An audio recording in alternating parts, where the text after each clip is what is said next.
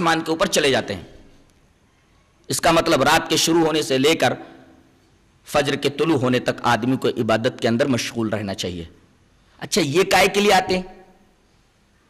ایک تو قرآن حکیم کی یاد تازہ کرنے میں، قرآن حکیم کی یاد تازہ ہو، اس لیے کہ قرآن اسی رات میں نازل ہوا. دوسرے اللہ تبارک و تعالیٰ نے اس کی وجہ بتائی ہے کہ اس میں ہر امر لے کر کے آتے ہیں، وہی ہر امر جس کی ابھی میں نے تفصیل کی. اور یہ بھی بتایا ساتھ ساتھ سلام ہے پوری رات. اس کا مطلب مفسرین نے دو بتایا ہے. ایک یہ کہ جو لوگ عبادت کرتے ہوئے جاگتے رہتے ہیں، فرشتے ان کے پاس سے ان کو سلام کرتے ہوئے گزرتے ہیں. اللہ اکبر! کتنی عجیب بات ہے کہ آدمی اس رات کو عبادت کر رہا ہو، حضرت جبرائیل اس کو سلام کر کے آگے جا رہے ہو، فرشتے اس کو سلام کر کے آگے جا رہے ہو، فرشتے اسے سلام کر رہے ہو. کتنی عجیب بات ہے. اور دوسرا مطلب یہ ہے کہ یہ پوری رات امن، شانتی اور سلامتی والی ہے.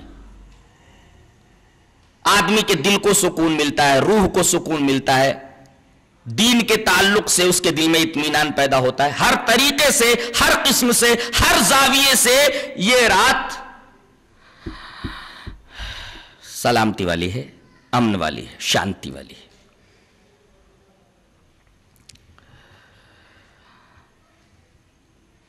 کیا رسول اللہ صلی اللہ علیہ وسلم کو ان طاق راتوں میں سے ایگزیکٹ ایک رات کے بارے میں علم دے دیا گیا تھا کہ وہی لیلۃ القدر ہے؟ جی ہاں، دے دیا گیا تھا. امت اپنی حرکتوں کی وجہ سے پریشانی میں مبتلا ہوئی ہے، ورنہ ایک رات ایگزیکٹ کہ وہی رات ہے نبی کریم صلی اللہ علیہ وسلم کو بتا دی گئی تھی. وجہ کیا ہے جس کی وجہ سے یہ 5 طاق راتیں ہمیں جاگنے کی ضرورت پڑی؟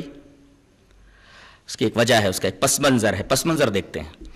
وعن عبادة بن الصامت رضی اللہ تعالی عنہ قال خرج النبي صلی اللہ علیہ وسلم لیخبرنا بلیلۃ القدر فتلاها رجلان من المسلمین فقال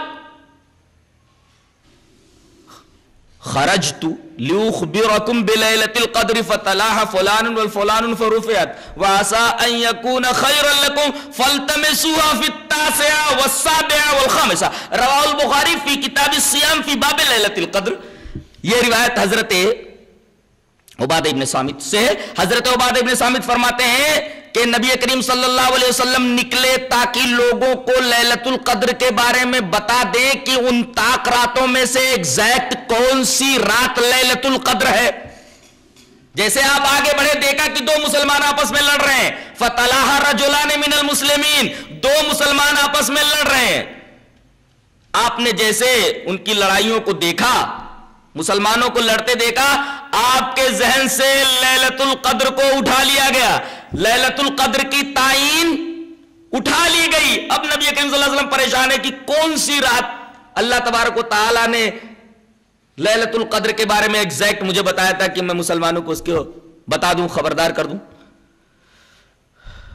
آپ نے پریشان ہو کر کے فرمایا ارے بھائی میں تم لوگوں کو بتانے کے لیے نکلا تھا کہ ان 5 طاق راتوں میں سے کون سی طاق رات لیلۃ القدر ہے. خرجت لیخبرکم بلیلۃ القدر، میں تو نکلا تھا تم کو بتانے کے لیے کہ لیلۃ القدر کون سی لیلہ ہے، کون سی رات ہے. فتلاها فلان و فلان، فلاں فلاں لڑتے ہوئے دیکھے گئے، میں نے ان کو دیکھا. فرفعت، تو میرے ذہن سے لیلۃ القدر کی تعین اٹھا لی گئی، جبکہ تعین کر دی گئی تھی، بتا دی گئی تھی فلاں رات لیلۃ القدر ہے. یہ لڑائی جھگڑے کا اثر گویا کہ دین پر بھی ہوتا ہے. رفعت، اٹھا لی گئی. ہو سکتا ہے کہ یہ تمہارے لیے بہتر ہو، اس لیے کہ اب 5 طاق راتوں میں تلاش کرنا ہے. ہم 5 طاق راتوں کے اندر زیادہ عبادت کرو گے. ایک رات عبادت کر کے جب گزارتے تو اسی رات کا ثواب ملتا. اب 5 طاق راتوں میں تلاش کرو گے تو ایک تو لیلۃ القدر مل جائے گی، دوسرے پلس بونس میں عبادات کے جو ثوابات ہیں وہ مل جائیں گے تم کو.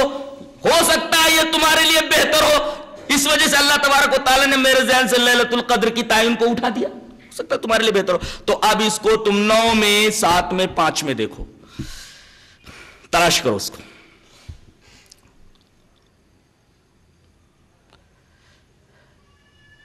اس رات کے اندر کیا کیا جائے؟ کسی مولوی کو بلا کر کے رات بھر تقریر کی جائے؟ نہیں، اس کا کوئی بھی ثبوت نہیں ملتا. بلکہ عرب کے موقر معزز اور ابقری علماء نے یہ کہا ہے کہ اس رات کو باقاعدہ مولویوں کو بلا کر کے تقریر کا اہتمام کرنا قطعاً درست نہیں ہے. ہاں ایک سلسلہ چلتا آ رہا ہو اس کی ممانعت نہیں، جیسا کہ یہ ہمارا ایک سلسلہ ہے، اس کی ممانعت نہیں. باقاعدہ اس کے لیے نظم کرنا، اس لیے کہ اس کا ایک خاص طریق نبی کریم صلی اللہ علیہ وسلم نے بتایا ہے. کیا بتایا ہے؟ روایت اس طرح ہے: وان عائشہ رضی اللہ تعالی عنہا قالت قلت یا رسول اللہ ارأیت ان علمت ای لیلۃ لیلۃ القدر ما اقول فیها قال قولی اللہم انک عفو تحب العفو فاعف عنی. رواہ الترمذی فی کتاب الدعوات. حضرت امام ترمذی اس حدیث پاک کو ایسے کتاب الدعوات میں لائے جہاں دعاؤں کا بیان ہے ترمذی میں، وہاں یہ حدیث پاک موجود ہے حضرت عائشہ رضی اللہ تعالیٰ عنہ سے. اور میرا حافظ اگر غلطی نہیں کر رہا ہے تو یہ حدیث مسند احمد بھی موجود ہے.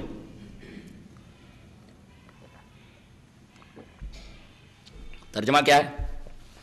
حضرت عائشہ رضی اللہ تعالیٰ عنہ فرماتی ہیں کہ میں نے پوچھا کہ اے اللہ کے رسول ذرا یہ بتائیے، ارائیت، بتائیے کہ اگر میں یہ جان لوں کہ کون سی رات لیلۃ القدر ہے، کون سی رات قدر کی رات ہے، کون سی لیلہ لیلۃ القدر ہے، اس رات کو پا کر میں کون سی عبادت کروں، کیا کروں؟ ما اقول فیہا، میں کیا بولوں، کیا کہوں؟ آپ نے فرمایا قال قولی، یہ بول اللہم انک عفو تحب العفو فاعف عنی. یہ دعا پوری رات پڑھتی رہے. اس دعا کا ترجمہ کیا ہے؟ اے اللہ بے شک تو بہت زیادہ معاف کرنے والا ہے، تو معافی کو پسند کرتا ہے، معاف کر دینے کو محبوب رکھتا ہے، تو اے میرے رب، اے میرے اللہ، اے میرے معبود مجھے معاف فرما دے. بڑی پیاری دعا ہے. اللہ تبارک و تعالیٰ کے 99 نام ہیں، ان میں پورے قرآن میں غافر بخشنے والا 1 یا 2 بار آیا ہے. غفار کا لفظ 5 مرتبہ آیا ہے. عفو کا لفظ 5 بار آیا ہے. غفور کا لفظ تقریباً 90 بار آیا ہے. سب کو ملا لیجئے تو تقریباً 100 بنتے ہیں بخشش کی صفتیں، بخشش کے الفاظ. غافر 1 بار یا 2 بار، عفو 5 بار، غفار 5 بار، غفور 90 بار. اس طرح کل 100 مرتبہ یہ بخشش کے الفاظ آتے ہیں. اور اللہ تبارک و تعالیٰ کی وہ صفت جس کا تعلق بخشش سے ہے، غفر سے ہے اور عفو سے ہے، قرآن میں اس طرح مذکور ہے. اتنی تعداد میں مذکور ہے جس سے پتہ چلتا ہے کہ عفو کی کیا اہمیت ہے. یعنی بندوں کو یہ تعلیم دی گئی ہے کہ اللہ تمہارے گناہوں کو معاف کرتا ہے، وہ عفو ہے، تو تمہیں بھی اس صفت سے متصف ہونا چاہیے، تمہیں بھی لوگوں کو معاف کر دینا چاہیے. عفو کے اندر اور غفر کے اندر فرق ہے. غفار اور عفو میں فرق ہے. کوئی چیز یہاں لکھی ہوئی ہو، لکھی ہوئی چیز کو ڈھانپ دینا، یہ ہے غفر. ڈھانپ دینے کا نام غفر ہے کہ کھلا نہ رہے، کھلی ہوئی چیز کو ڈھانپ دینا. اللہ غفار ہے، یعنی قیامت کے دن جب دفتر اعمال انسان کے کھولے جائیں گے تو اللہ جس کے ساتھ اپنی صفت کا مظاہرہ کرے گا، صفت غفاریت کا، تو وہاں بندے کے سامنے وہ گناہ لائے گا چپ چاپ. دیکھ یہ سب کیا تھا کہ نہیں؟ بندہ دیکھے ارے یہ سب تو کر چکا ہوں میرے رب. کہا کہ اس کے اوپر اب میں پردہ ڈال دیتا ہوں نا. سب پردہ ڈال دیا، اب وہ چیز دکھائی نہیں دے گی. تو اللہ تبارک و تعالیٰ گناہوں کے اوپر پردہ ڈال دے گا. گناہوں کو دکھانے کے بعد گناہ چھپ جائیں گے، سو صفت غفاریت کا ظہور ہوگا. اور عفو کا مطلب ہوتا ہے مٹا دینا. لکھا گیا تھا لیکن مٹا دیا گیا. ڈھانپنے اور مٹانے میں فرق ہے. ڈھانپنے میں اصل چیز محفوظ رہتی ہے، وہاں رہتی ہے وہ، یہ غفر کا مطلب ہے. اور عفو کا مطلب ہے مٹا دینا. لکھا تو تھا